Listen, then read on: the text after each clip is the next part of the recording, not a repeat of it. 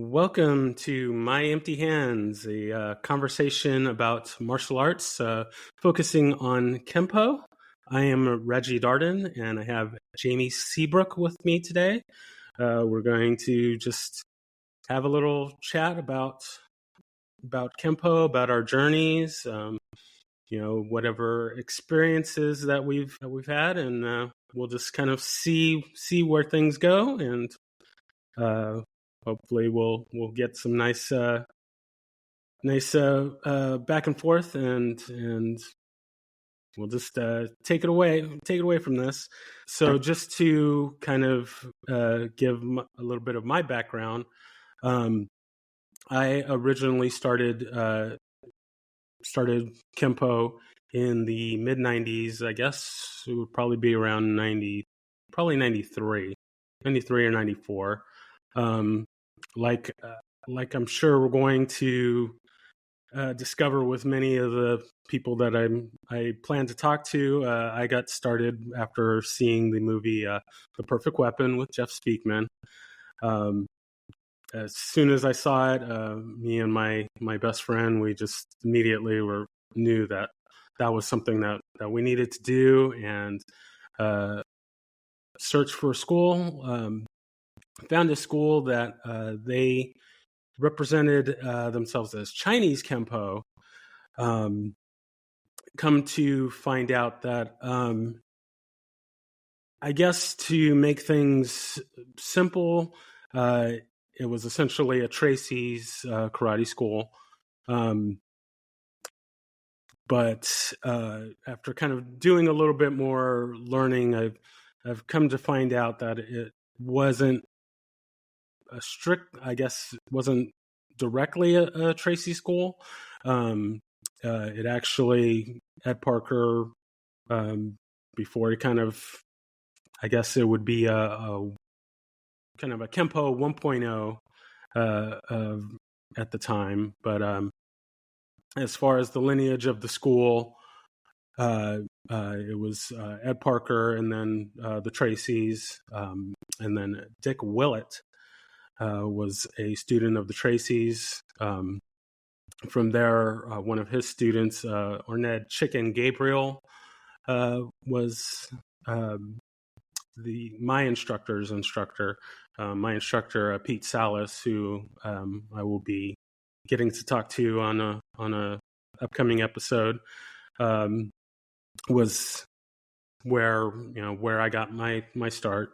I trained for, I guess it was probably about 3 years.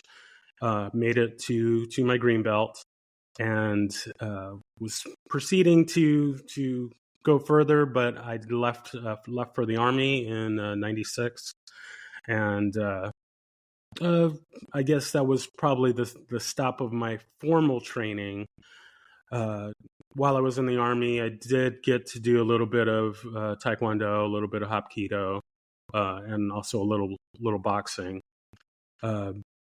Was in the military for 3 years. Once I got out, I started to, kind of just do a little bit of training on my own. I wanted to get back into Kempo, but I just couldn't find a school that really I felt comfortable with, and I didn't really want to get into any other arts. So I just kind of just did my own thing, and just kind of kept my eyes peeled. Then I had the opportunity to get involved in another art that I fell in love with due to a movie, and that was capoeira, because of the movie Only the Strong. And so I got involved in capoeira, and I've been doing that for, I guess, coming up on 17 years now, and just in loving that, enjoying that. But I still always kept a place in my heart for Kempo. And a few years ago, I found a school out where I'm living now. I live in, I guess, let me jump back a little bit. I'm from San Diego, California, and now I'm living in the Dallas-Fort Worth area in Texas.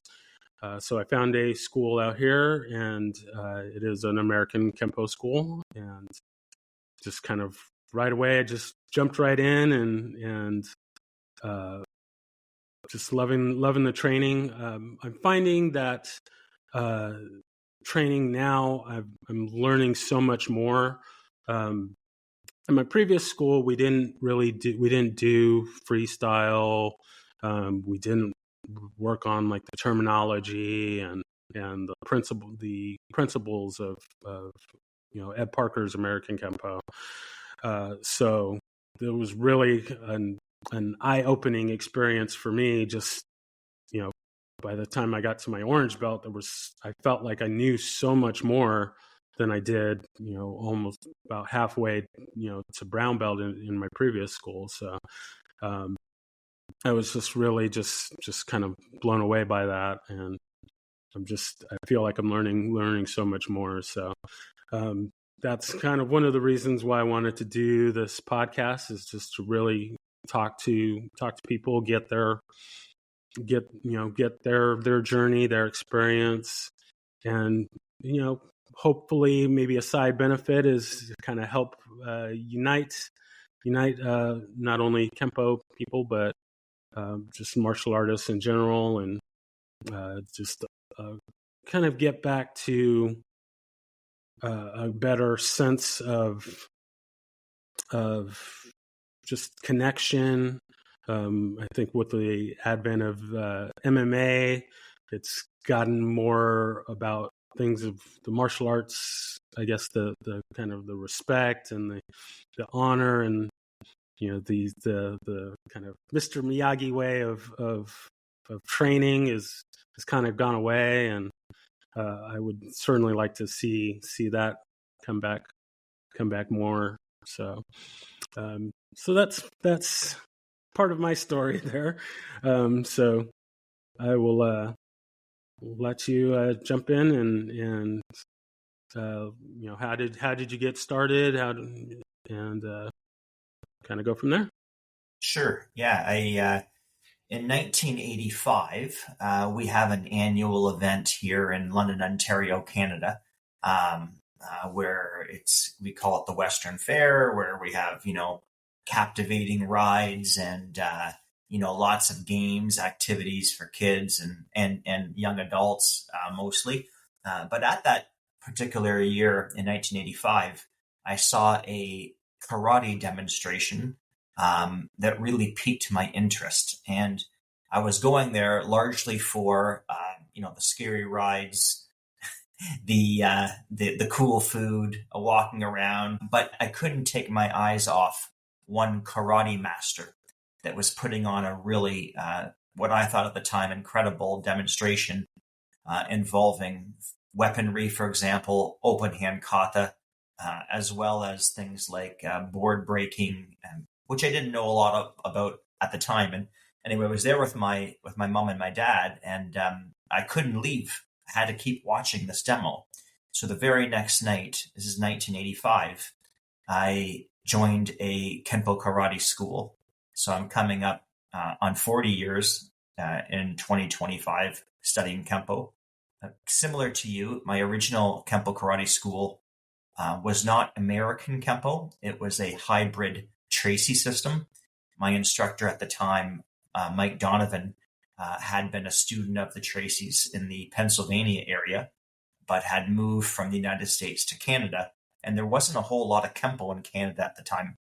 So I got my original black belt in Kempo karate in 1990, my second degree in 1991. And then as a second degree in 1991, I decided to move to the American Kempo system. And while there were, lots of similarities, particularly in the forms between American Kempo and the Tracy system, and a lot of the, traditional techniques, although they sometimes went by different names, sleeper, five swords, thunder hammers, ones like that, I was able to pick up quite well. I was very dedicated in martial arts, and that was my journey. So I've been in Kempo now for coming up on 40 years, and it's been a heck of a great ride. Excellent, excellent. Has Kempo been the only style that you've trained in? Have you experimented with any others, or? Yeah, Kempo is my home base. Again, it's the art that I've been studying the longest since '85. But it was interesting how it worked because my original school, the instructor there, Mike Donovan, had a direct link with Grandmaster Remy Precis in modern Arnis / Filipino martial arts. So I believe it was 1987.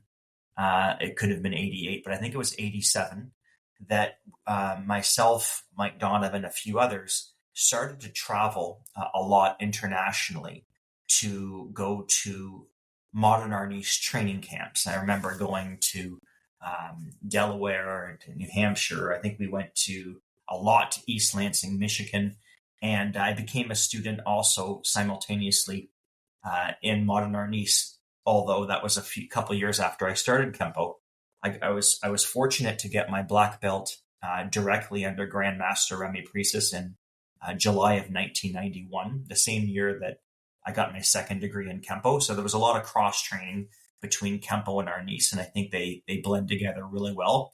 And then to even throw another little curve in there, there was a guy who brought his son to train at the karate school that I was at, the Kempo school, and he was a incredible Kung Fu master. His name was Master Paul Chow. And so this would be around, again, 87, 88. And what Master Chow did is he took myself and maybe a few others from the school, 3 to 5 approximately, and said, hey, when there's no classes, do you want me to share some Kung Fu with you? And I mean, this is a biased view, but I had never seen anybody move like that really in martial arts, period.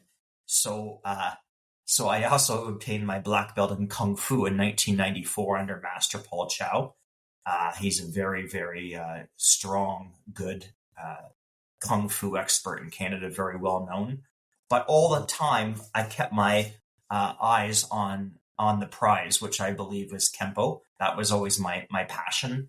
And then in 1995, I opened my first commercial Kempo karate school, where I taught American Kempo alongside with some cross-training opportunities in modern Arnis. And I taught a little bit of the weapons because this is my opinion, Reggie, but I believe that weapons training helped make you a more complete martial artist. And I was really fortunate to learn so many different types of weapons in my Kung Fu training. So I gave that as an option alongside the American Kempo curriculum when I opened my school in 95. And I guess that would be almost 30 years later. I've never closed my school. So it's been almost, just coming up. Next year will be 30 years of running my martial arts program here in London, Ontario. Our location has moved, but I love it. Oh no, that's great. Just kind of going back a little bit on the style. What was the specific style of Kung Fu? It's called the Black Dragon Kung Fu. It was basically a mixture of northern and southern styles of Kung Fu. So you've seen a lot of the long range movements from high kicking, long range punching, and then it also incorporated a lot of the southern styles. Basically, what we see more of Kempo. So some of the Hungar. We did a lot of the traditional forms like Fu Hak Sun Ying, which is the tiger and crane form. And there was a strong emphasis on sparring at that school. We did a lot of, I guess to contrast it with Kempo, we did a lot of forms and weapons kata, and they were more complex than believe it or not, than what we would see in Kempo. But we didn't do a lot of self-defense techniques per se. We did that using sparring. And in fairness, I do accredit a lot of my sparring, and saying this in a humble way, our school has a really strong reputation for producing very good people in terms of their sparring technique. And I accredit a lot of that to Master Paul Chow, because he was very, very good at working on various sparring, kickboxing techniques, and we fought a lot. Oh, okay. Yeah. Yeah. I think sparring is definitely something that is, I mean, this is a combat art. And I think a lot of the schools now maybe don't do that as much as maybe they should. Um, I certainly would like to see that more in various schools, because it gives you a very confidence building. Uh, One of the things that I love so much about martial arts and Kempo is that it gives you these skills and brings out things in you that you don't realize that you have, or you don't think you have. I'm just going from my experience. I mean, I was very, very shy, kind of typical nerdy kid. Didn't get involved in any kind of sports, which is kind of funny to me because my older brothers are all sports guys. They did everything, and I just never never caught on to that mindset or that lifestyle. But then once I did get involved in training, then I started to build some of that confidence and that drive to to try to be better and to try to get out of my comfort zone a little bit. And so even though I didn't I wasn't much of a tournament guy, or I mean, I probably could count on one hand how many tournaments I've been to, but whenever we had kind of our in school tournaments, or sparring class every week, was there and ready to go. I actually kind of have a laugh because for my senior prom, I actually went to sparring class instead of going to my senior prom for high school. So I knew I'd have much better time getting kicked in the face than trying to show off my dance moves. So.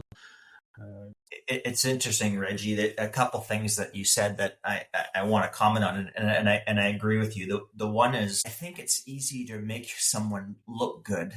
It's easy to make yourself look good when the other person's just standing there. Your uki's just standing there. And you know what? If I had a criticism of Kempo, it's practitioners and black belts, high rank as well, that only do techniques and forms.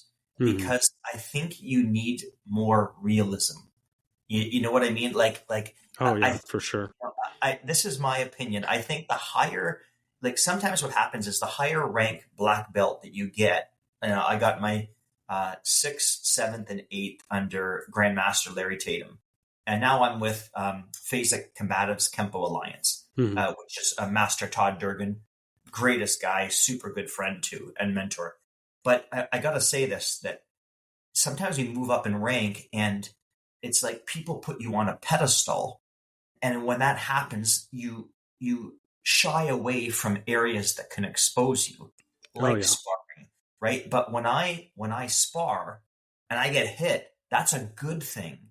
It's not a bad thing. It's a good thing because it makes me go, okay, what went wrong there? How did I get caught? Right? And what can I do to continue to improve and enhance my abilities and bring more to my students? Since the pandemic occurred, I used to teach students of all ranks. And then, of course, everything shut down. It was terrible time, as you know. Since 2020, I've only been teaching black belts only. And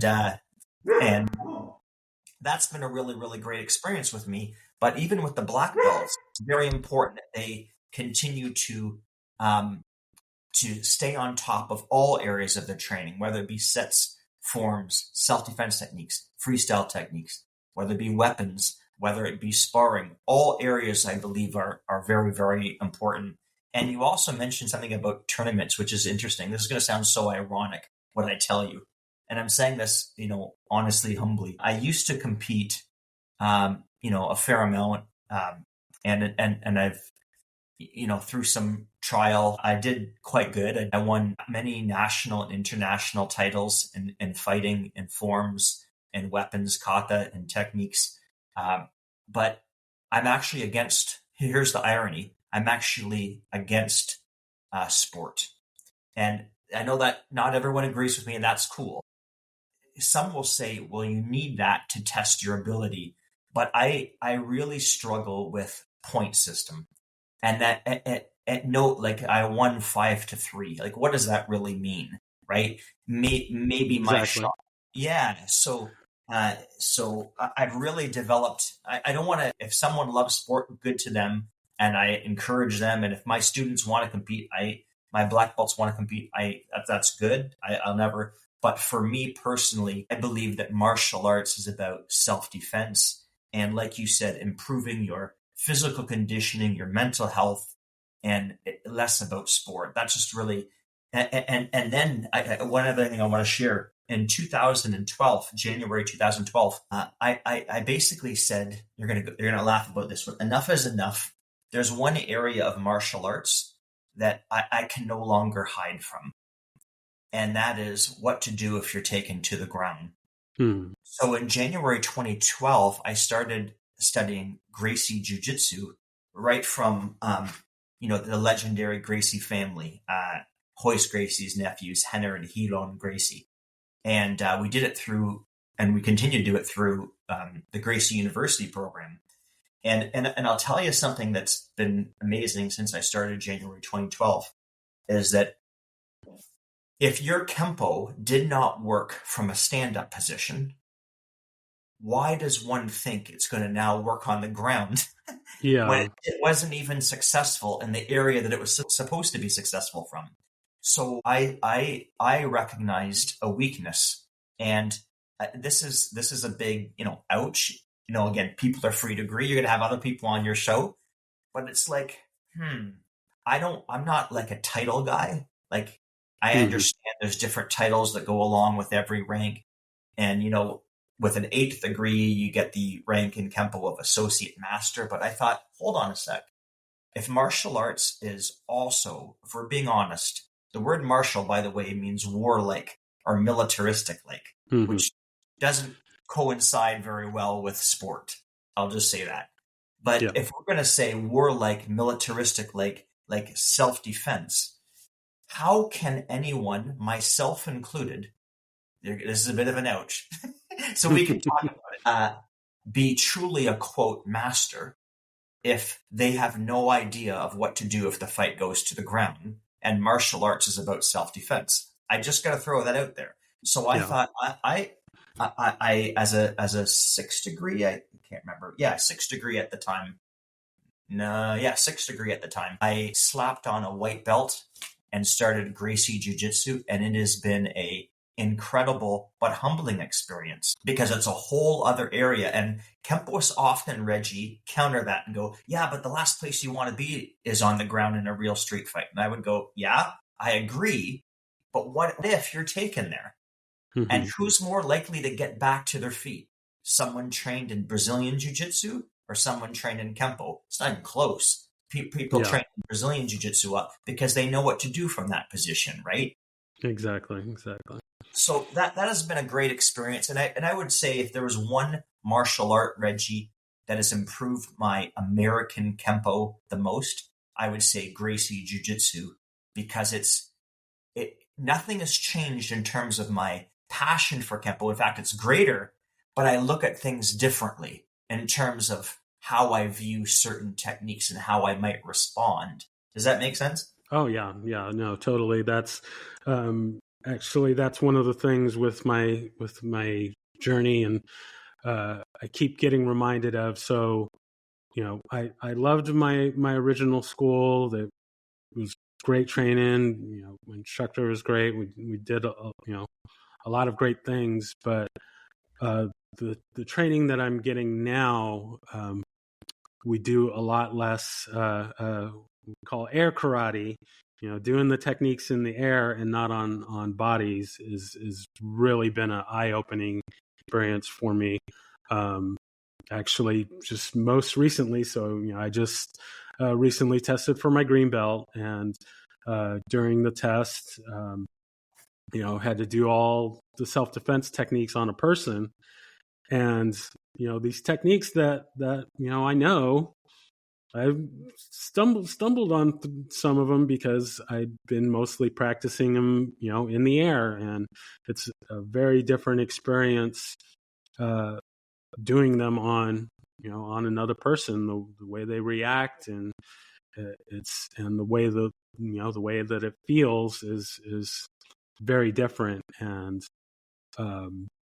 it's like you have that feeling of, oh yes, I really know this, and then you start doing a technique on someone and it doesn't quite go the way that you thought it would, and it's like, oh wait, maybe I don't know this as well as I thought I did. So just that's been part of this training now, is applying these principles, and it really kind of experiencing or getting a much closer to real experience has been just really eye-opening. And big credit to the Gracies and the UFC. I remember very vividly when the first UFC came out, and it was what all us martial artists are like, ooh, style versus style. Let's see what who can win and what style is top. And the Gracies, you could argue that the UFC, the original UFC was essentially a commercial for Gracie Jiu-Jitsu, but it really opened everybody's eyes to the you need to be able to work in all those different ranges, and you can't ignore the ground. I love thundering hammers as much as the next person, but someone takes you down, it's not gonna help you. So now it's actually interesting you say that, because Rorion Gracie, who was co-founder of the UFC, it's pretty cool. He actually signed my blue belt certificate in Gracie. Very nice. But before a UFC, I don't know if you know how this all occurred, but when he had come to the United States, they had these, what they call Gracie challenge matches. Oh, yes. And they would occur like right in garages. People from all different martial arts styles would come test. And this is funny. This is true. This is explained all to me. Essentially and Hoist Gracie was part of this. Essentially what they would do is they would never hurt anybody, but they would tie you up, get you to the ground, put you in an arm lock, put you in a choke, just enough until you say, uncle, mm-hmm. or aunt, or I'm just kidding, or you tap out. And then they would say, hey, would you like to be part of our school? And what happened is it started to grow and grow and grow and grow. And they said, we need a platform, like you said, to show jiu-jitsu to the world. Now, interestingly, in those original UFCs, like, this is where I do struggle with some of the Kempoists that like to slam Gracie Jiu-Jitsu. And by the way, I believe everything you're saying with harmony, that's what we want. But if we think of this from a critical lens, Reggie, when Kempoists go, that's not real fighting. That's in an octagon. I would counter that and go, well, hold on. The only thing you weren't allowed to do in the original UFC was eye gouge or bite. And in fact, if you did one of those, the fight wasn't over. You just didn't get your purse. So you didn't get your pay. So here's the deal, right? And how I see it is that Hoist Gracie comes in at, I don't know, 180-ish pounds. Mm-hmm. Quite frankly, a small guy. He had the least amount of fighting experience of all of the Gracies. So I got a young guy who was a 4th degree black belt. By the way, I got to throw one little tidbit in. When people go, well, if you've never been in a street fight, you shouldn't be talking. Hoist has never been in a street fight in his life. He still claims that. 0. So here's a guy that just said that his father, Elio Gracie, told him, I'm not training you to be a fighter, Hoist. I'm training you to be a teacher. So he takes all this technique and says, I have confidence it's going to win. And sure enough, He does the very typical Gracie Jiu-Jitsu. We keep the distance, we close the distance, we get close, we tie you up via clinch. Maybe we do like a leg hook takedown, take you to the ground, side mount, whatever it might be, finish the fights. And at the time, karate, kung fu, taekwondo, doesn't matter. All of these styles were not prepared for what to do in those scenarios. And I've heard some people go, I didn't like Royce's fighting. He barely even hit anybody with a punch or kick. Well, to me, that's genius. Why would he start to go, I'm going to match the stand-up versus stand-up? He's going to stick to what he's good at, and that is distance management, clinching you and taking you to the ground. And if you think about it, okay, so in my same life, I should say, I'm a full-time epidemiologist. I'm a PhD, and I'm a statistician. And what I do is I deal with statistical odds. So what that means is if you have Royce Gracie and you have someone training stand-up, the person in stand-up might win. But statistically, their odds are much lower because what must they do, Reggie? They must land the big punch or the big kick and land that knockout shot. Whereas Royce, if he gets his hands on you, he has dozens, I take that back, hundreds, I take that back, thousands of ways he can tap you out. You see what I mean? Exactly. Statistically, the odds are going to be in favor of, say, Royce and his technique versus the stand-up. So for me, I went, I can't lie to myself anymore. This is an area that I know. I can watch all the UFC I want and act like I know what a triangle choke is and a kimura. But at the end of the day, I want to learn some of that to make my Kempo better. And that's kind of the journey that I went. And again, my number one passion is always American Kempo. It's what I've done for 40 years. But the Gracie Jiu-Jitsu has really helped a lot and changed my way of thinking on many things. Yeah, that's another part of what I love about Kempo is that it works as a good base for connecting with other arts. So, dating myself, but, of course, was a big fan of watching all the Panther production videos back in the day. And one of those ones that really stuck out to me was one by David German. And he was awesome. He mixing Kempo with jiu-jitsu, and I was just in love with that. I'm a big fan of wrist locks and arm locks, and so it's like I can do these nice little wrist locks with the Kempo strikes that I love. One that just never went out of my mind or went out of my memory is he would end flashing wings with a nice little arm bar or a nice little wrist lock, and I was like, it just fits so well.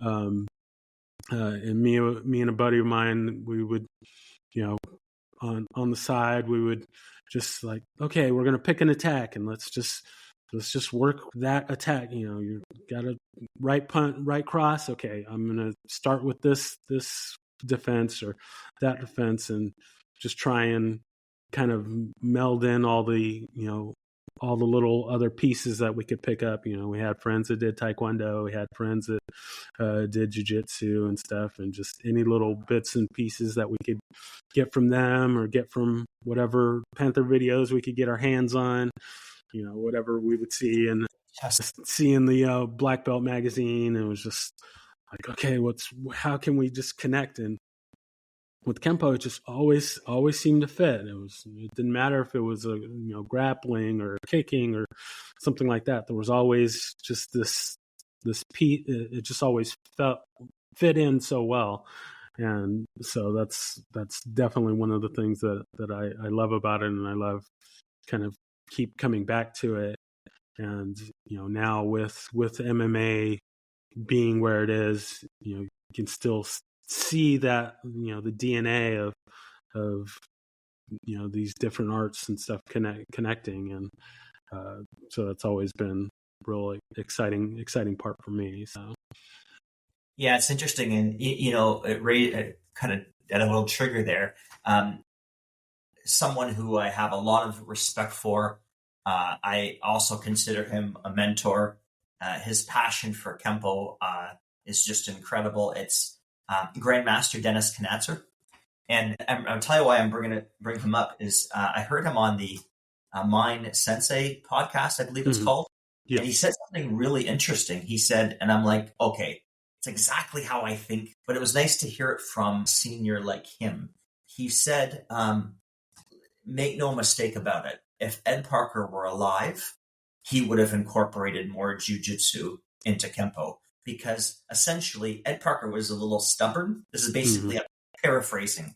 He always was thinking ahead. He was decades ahead of his time.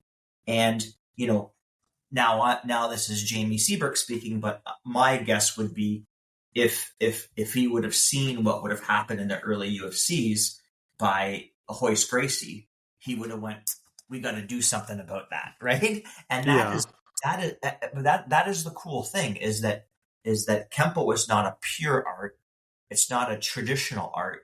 It's a modern evolving format, right? Where we have this base curriculum. And I got to tell you, Reggie, I teach and just my prerogative, I teach the full curriculum, all 154 self-defense techniques, plus the additional 3 that were removed, aggressive, twin, spreading branch, intellectual departure, all 96 extensions, all the 1 and 2 sets, you know, everything, club set, form 7, form 8. But I also believe that there's that modern evolving. We have to continue to find ways to not keep Kempo stagnant. So once we have that base curriculum, what might we be able to do? So, you know, for example, I'll make one up. We have 5 lance techniques only, 5 knife techniques, right? They're fine. This is me speaking. I believe that a lot of them really lead to category completion, and meaning that there are moves in there that basically have gaps that we could do to work to improve our defenses against knives. And of course, as Remy Priestess, my former teacher, used to say, how can you really learn how to defend against a knife if you don't know how to use a knife? So what I'll do with my black belts is do a lot more of the knife drills from FMA so that they get that exposure. That doesn't mean they become knife experts, but they're getting that constant exposure of learning how to work with the knife rather than wait till 4th degree black belt where your next form is form 8, which, you know, what percent actually even get there? Yeah.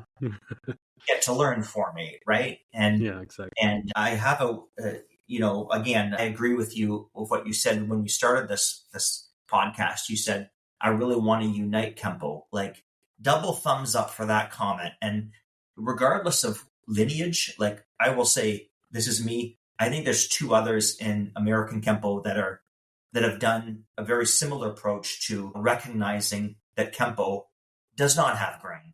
And that's Jeff Speakman. So shout out to him in the Kempo 5.0 group, and Mohammed Tabatabai. Same. Yes.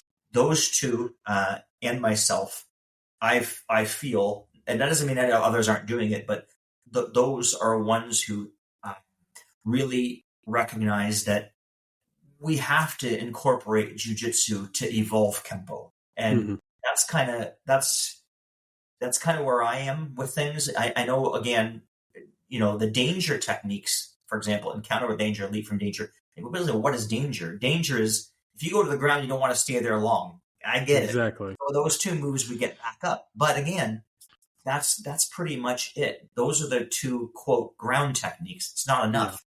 Yeah. And even, Reggie, I would go, if you look at the RAM techniques. So green belt and below in American Kempo, RAM signifies tackle. And we always say Kempo is taught in 3 phases: ideal, what if, formulation. I'm gonna go time out here. If phase 2 is what if, this is something to ponder.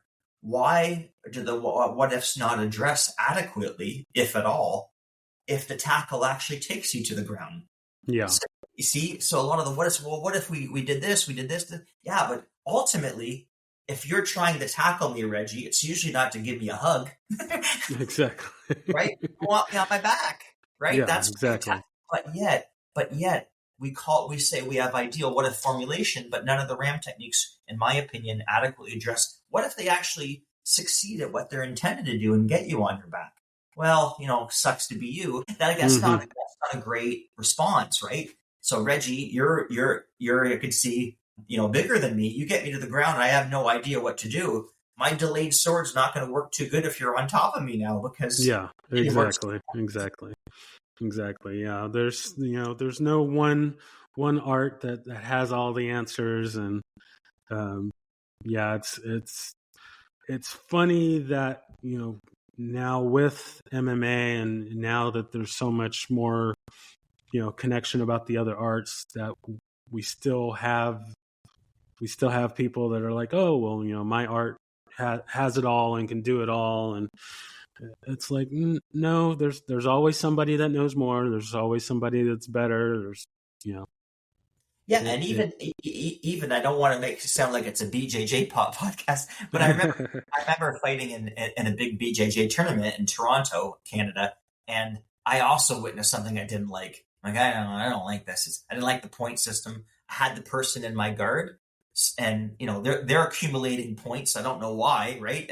And one time when I reached out my hand and I apparently tapped them in the forehead, and the guy says, ref, he's not allowed to touch me in the head like that. Like what? Like it's kind of like this is a real fight that fights stand up.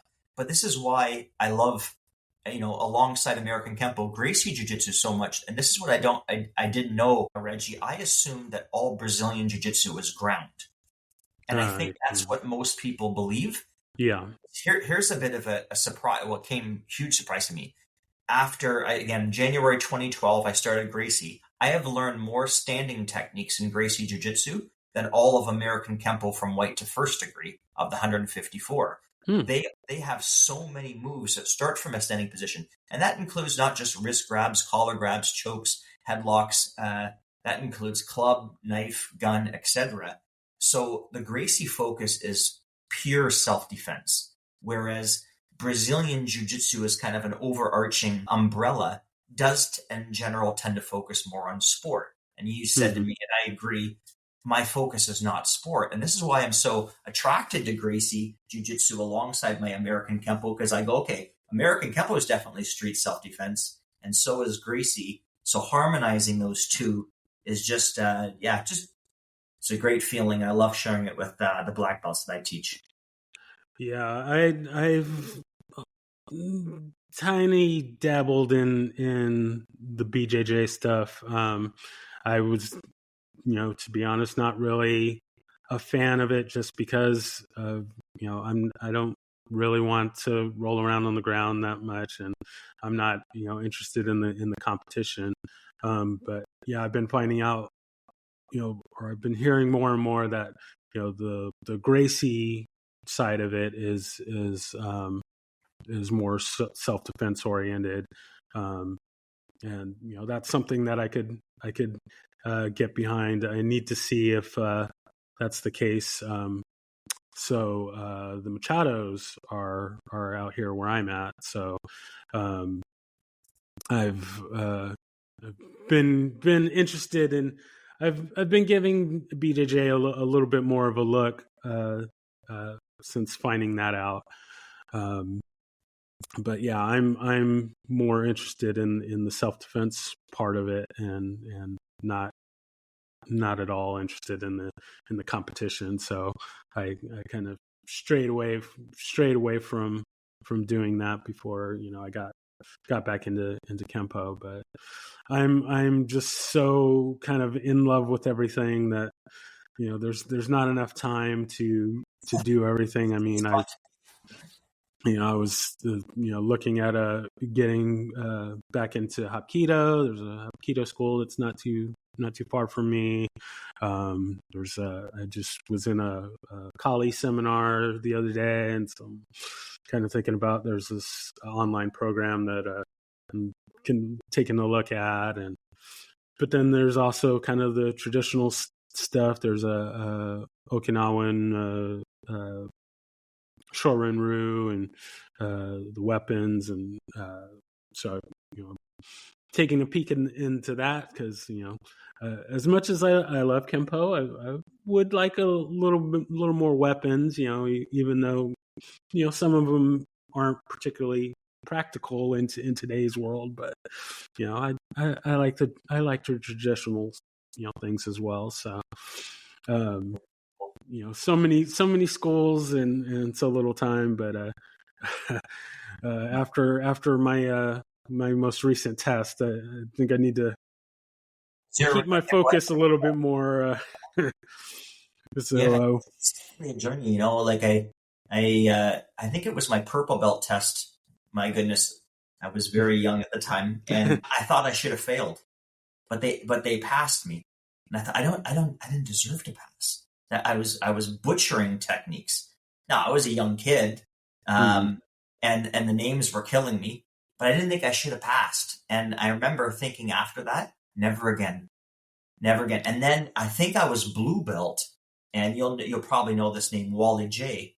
Oh yes. Wally, yeah, Hmm. Wally J came to our school and did a seminar, and I left after the seminar. I think I was blue, and I'll say up to that point, when the school I was at, we were kind of forced pretty much to compete, and I always did very poorly in every tournament. And I thought, I'm not liking this. And Wally J comes and does a seminar. I went home that day and I said to my dad, I'm going to do this for the rest of my life. And I know, don't take this the wrong way, but because of that motivation, all of a sudden I wanted to win. And after obtaining green belt, I had never competed in a martial arts tournament humbly and not at least get in the top two. And I think it didn't, at the end of the day, if I didn't get it, I didn't get it. But Hmm. it's like, why am I going to something expecting to lose? And Yeah, that's what I was exactly. expecting to lose because I always lost. And Wally Exactly. J inspired me for his age and his skill level. And I thought, if I'm going to lose, they're going to have to get the best of me. And it changed a lot. And then my desires, I went in, knowing win or lose, it's okay, but I'm expecting to win. And that's just a way changing your way of thinking a little bit, right? Hmm. Why would you Hmm. go into something? It's like when you go into the UFC and you see someone screaming after they win. It's like, did you expect to lose? Hmm. Hopefully you're going in thinking you're going to win. You're putting your Yeah. life on the line, right? And that's kind of how I kind of viewed things. Is I want to go in expecting victory. You know what I mean? Exactly. I love that you brought up Wally J. So my original instructor did some training with Wally J, and um, we were doing a seminar, and then we were talking about small circle jiu-jitsu, which I wish there was a small circle jiu-jitsu school near me. I would be there in a second. Um, is he's talking about how small circle jiu-jitsu works, and we're all just kind of sitting there like, come on now, whatever. And it was like, oh well, let me show you. And I got to be the dummy, and he took my finger and proceeded to throw me all around the studio, and I couldn't believe what was happening. And he's just like, oh, try and get away from me. And he's got my index finger, and trying to get away from him. And this was when I was a young teen with a lot better shape, a lot more energy and strength and stamina, and I could not get away from him. And he was just tossing me on the floor, and oh, okay, now get up. And he would pick me up on my finger and toss me down again. And I still just in disbelief. But that is amazing. So, um, yeah, I just really love that, and really love all the arts and all the great people that have come before, Yeah, and same. And that's why, with all these great martial artists out there, Parker is really my Bruce Lee. When people, and the reason is that I recognize how many decades he was ahead of his time. mm-hmm, And so I have been really fortunate to be able to teach this art for many, many years and have so many great mentors along the way. And I just want to, leave that and share that with people. It's kind of cool, Reggie, when the pandemic hit, and we weren't allowed to teach it in person. I mm-hmm, created well, I should just say my wife encouraged me to create an online class. We didn't know how long this was going to go on for. I'm like, Yeah. I can't take away my Kempo. So I created an online class, which was literally meant to be temporary until the pandemic ended. We had very few people on, and then a little bit more. And now we have this. It's so cool that started during the pandemic. It was supposed to be temporary. We have an international black belt class we do every Thursday night, 6:30 p.m. Eastern Standard Time. We have black belts from all across the United States join us, and Canada, and even sometimes Chile. And it's really turned out to a group where it's not lineage specific. We got people from countless lineages that come out, and regardless of lineage, we're all like this. And all it is really cool. I share my knowledge with them. I teach the American Kempo curriculum in a linear fashion. Mm-hmm. So what are we on right now? We're on green belt extensions. Yeah. So we're working on that. And for people that, I think our highest rank on that is a 6-degree black belt. And our lowest would be, we have one that's just ready to test for black belt next year. But for that group, if it's above your belt, they're still getting better at the green belt base techniques. Mm-hmm. So we're getting many reps in. And you know what? It helps when I see black belts from all across US and Canada and Chile who are that eager to learn and get better at Kempo, increase their knowledge, increase their skill level. It just motivates me as an instructor to bring more to the table. It's like, if you hold the rank, you better keep it up, right? You don't want a surgeon performing surgery on you that hasn't performed a surgery in 10 years, right? Exactly. Right? You got to keep everything fresh. And so they motivate me and to bring more to the table every Thursday. And I'm super excited. Next February 2025, I'm going to be spending a week in Chile, in Santiago, Chile, giving Kempo karate seminars there. So that's kind of nice. Nice. All right. Well, so I've got a few little questions we'll kind of get closed out here with. So one would be, what is your favorite technique, or maybe 3 of your favorite techniques if you can't pick just one? It's often the one I'm teaching. I actually mean that. I don't know if I could handpick 3. Mm-hmm. I love so many of them. I honestly, it's often the one I'm teaching, because the one I'm teaching is the one where I'm zeroing in, trying to get all the details and explain everything, what it's related to, and family groupings and all that. I don't think I have 1 to 3 that I could actually name as my favorite. Same with forms. That was going to be my next. All right, if I had to pick, I'll say short form 3. Short form 3, yeah. Right on. I've always been partial to book set. That's kind of been my fave. I remember always liking long 3, but it's been a very, very long time since I've done it, and I've got to sort of relearn it. It's interesting. It's interesting about book. You mentioned book set. I do book set as well, but it's not a required American Kempo form, right? Yeah. I was a little disheartened when I started training at the school that I'm at now, and I was like I want to do book set, and it's like, no, we don't do that one. I was like, darn it, that's the one that I like.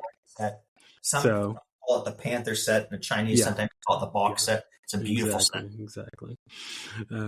But I still practice it. So I got some practice videos from my original instructor, and so I went back and realized I remembered quite a bit more of it than I had thought, but now I can get through it, and so I've been working on that one in Mass Attack, which I've seen that you did video on that one as well. So, but yeah, book set's still my favorite until I get to learn long 4, and I need to find a way to learn Tiger and Crane. That also was one that it's a great one. always thought was great. Do you have a favorite weapon? Um, Yeah, I'd probably say either the sticks, uh, Kali stick, Kempo we call them mhm. clubs. I say the sticks or the knives. I do a lot of stick and knife work because of Filipino martial arts, and Yeah, I find those very practical weapons. yeah. Oh, but the other non Kempo weapon that I do a lot with is the long spear, and that Ah, comes from nice. my kung fu training. I really enjoy. That's like my fun playtime. Mhm. Yeah, no, the staff and the staff and the spear are always been my favorites. Yeah, Um, and then the Eskrima sticks probably coming in third on that. Okay, and then if there was anyone that you uh, could train with or have trained with, living or dead, fictional or non-fictional, who is maybe somebody that you would want to train with or have trained with. yeah. So I've been fortunate to train with many of the Kempo, seniors, and I'm very happy about that. But there's two that I never trained with. Uh, Two people I've never trained with that I wish I would have had. They're no longer living. The first is Ed Parker. I actually met Ed Parker and had an opportunity to do a demonstration right in front of him in May 1990 at the Canadian Internationals tournament here at Western University in London. That year, unfortunately, he passed away. So I met, Hmm. chatted with him, and performed in the evening show a Filipino martial arts demonstration with. At the time, we could get away with it with live machetes. I never trained directly under Ed Parker or took lessons with him. So Ed Parker is number one. He'd be my top that I wish I could train with. And the other, the founder of Gracie Jiu Jitsu, co-founder, I should say, Elio Gracie. Elio Gracie and Ed Parker would be the two that, if I could make it happen, that'd be maybe sometime in the afterlife. Exactly. Right on. Yeah, no. Yeah, for me, definitely Ed Parker. I mean, just as you mentioned before, he was definitely ahead of his time. Definitely, just visionary and and the art and kind of where things were going. He just had his finger on the pulse before anybody else realized it, and uh, so yeah, For sure. definitely there. Um, uh, had a chance recently to do a seminar with Bill Superfoot Wallace, and that was he's an just amazing person. Um, Yeah, he so shares. He yeah, I shares would that with him also. definitely like to train with him. So um, all right, well, so we will kind of wrap things up. Is there anything else that maybe you'd like to mention or bring up or There's that one would big be one, and I'll be really quick.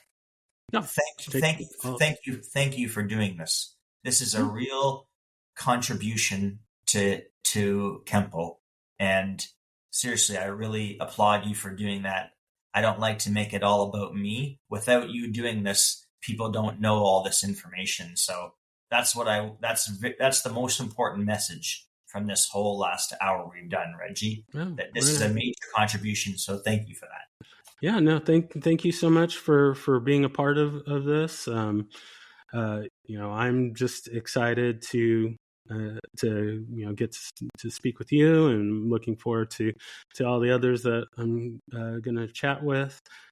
Got a few people already lined up this week, so I'm pretty excited. But for nothing else, I just like to hear the stories. I like to talk to people, and I just hope that other people can benefit as well.